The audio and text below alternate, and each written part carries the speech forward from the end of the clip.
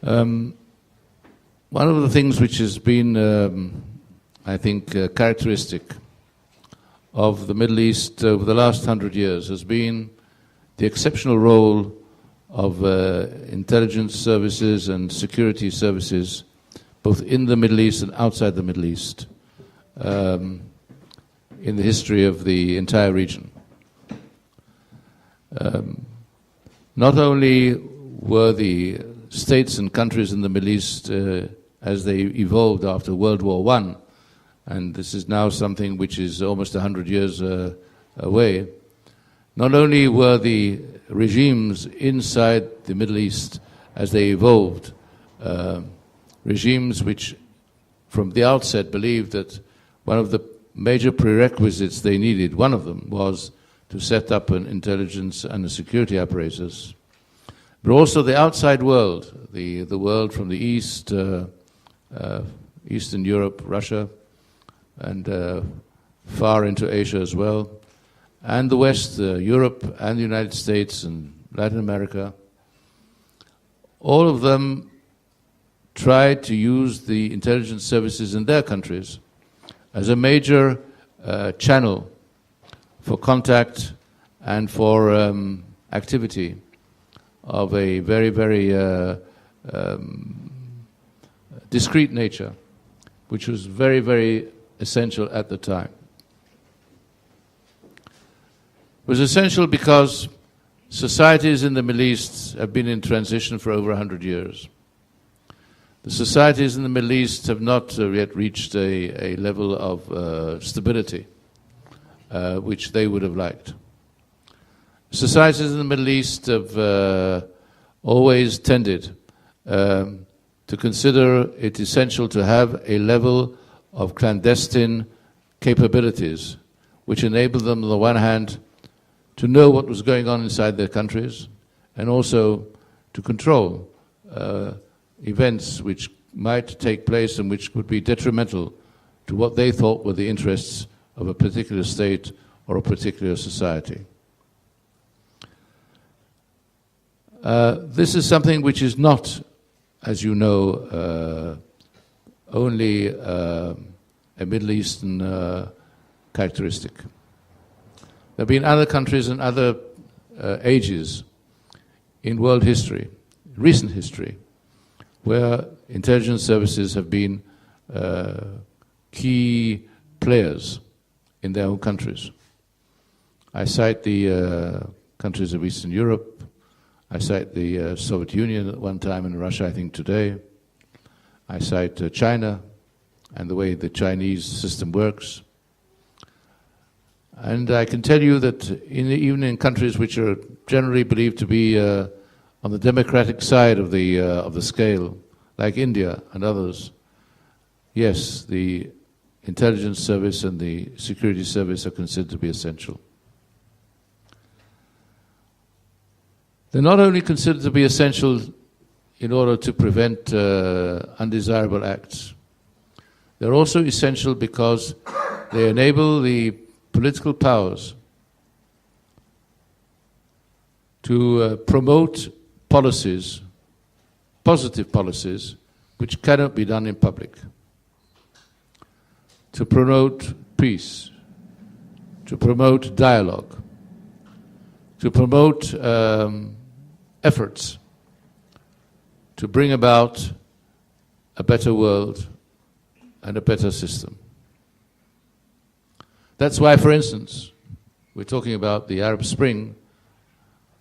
Israel is not part of the Arab Spring. But in Israel, the intelligence services played a major role, a crucial role, in some of the major events bringing about peace in the Middle East. The peace between Israel and Egypt was hatched in Morocco. The key figures there were the King of Morocco, King Hassan II, and the head of the intelligence service at the time, General Halievy. And after him, General Qadiri. Names which are not familiar to the public, although their roles were public and known.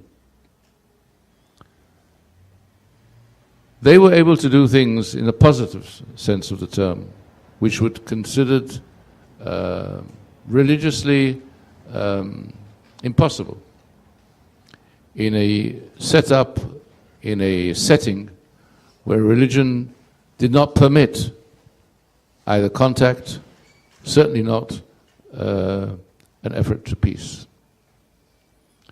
When it came to Jordan, yes, when it came to Jordan, the main conduit which brought about the peace between Israel and Jordan was the intelligence channel.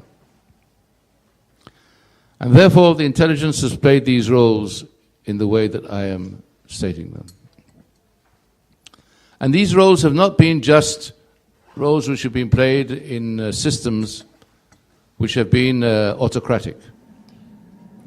It's not only in the systems where you had a king, or you had a president, or you had a general who actually controlled the country or the countries.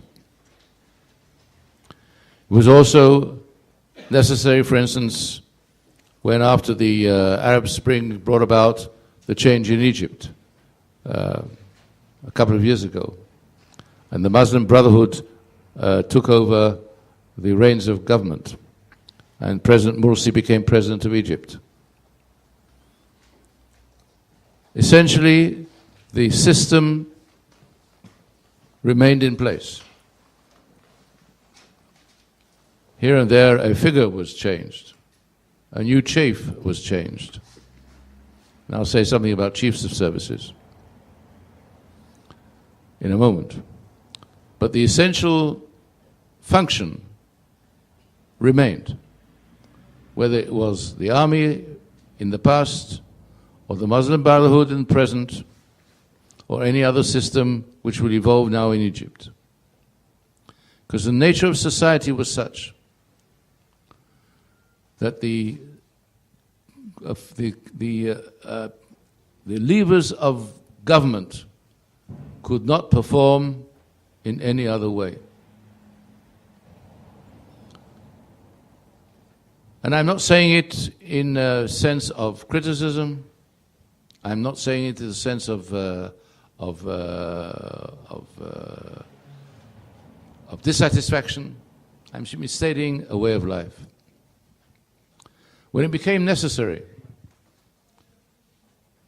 to reach a deal, which afterwards became public, but had to be hatched in a cocoon of clandestine secrecy, the only way to do it would be within the confines of an intelligence and a security setup. And this also became important because the head of the intelligence services, the heads of the intelligence services, became the main channel for contact between the outside world and the leadership.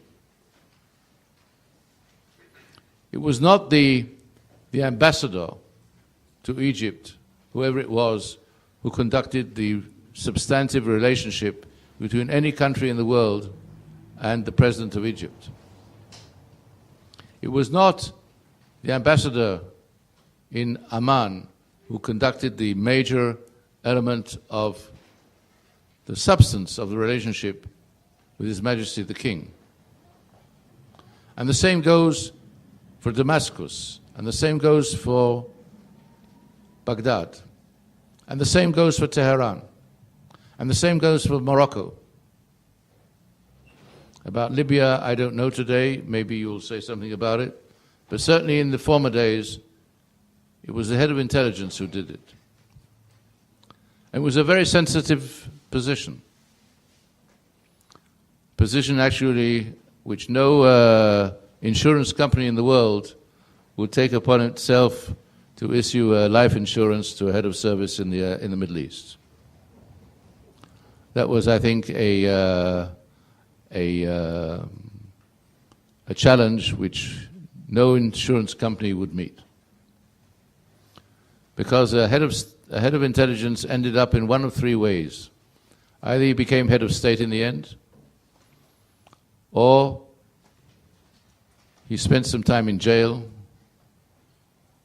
or very often what was left of him was only the head. Because of the nature of this position, because of the nature of what was being actually in his hands,